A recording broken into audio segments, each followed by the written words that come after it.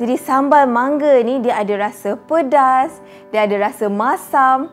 Tetapi bila makan sekali dengan ikan baulu dan nasi panas tadi tu, memang cukup lengkap.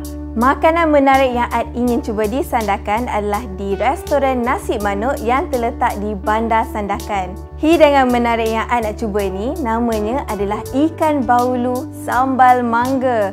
Wah, ini pertama kali Ad dengar nama ikan baulu ni.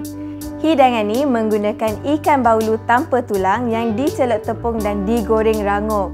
Wah, semasa hidangan tu sampai je di meja Ad tengok ikan dia. Memang besar dan dia cukup perasa.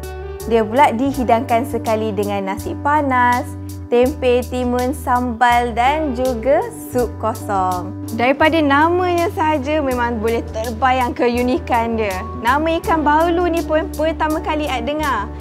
Memang rasa teruja lah nak mencuba hidangan ni. Jadi Ad cuba dulu ya. Mula Ad nak makan ikan ni dulu tanpa sambal dia. Ikan dia memang sangat rangup dan cukup perasa. Sambal mangga dia pula, ini memang pertama kalilah Ad cuba sambal mangga sebab selalunya Ad makan sambal cili yang biasa kita makan tu. Sambal dia adalah sambal mangga yang memberikan kelainan kepada makanan ni. Ad tak pernah lagi cuba sambal mangga. Selalunya Ad makan sambal cili yang biasa kita makan tu. Sambal mangga ni dia lain sikit, dia lebih unik. Jadi sambal mangga ni dia ada rasa pedas, dia ada rasa masam. Tetapi bila makan sekali dengan ikan baulu dan nasi panas tadi tu, memang cukup lengkap. Kalau tak nak ia terlalu pedas, bolehlah tambahkan sekali dengan sup.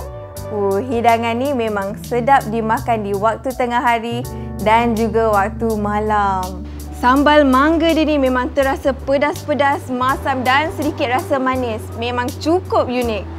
Jadi, korang di luar sana tu mesti dah terliur tengok Ad makan. Kenalah datang di Bandar Sandakan dan nikmati sendiri hidangan ni.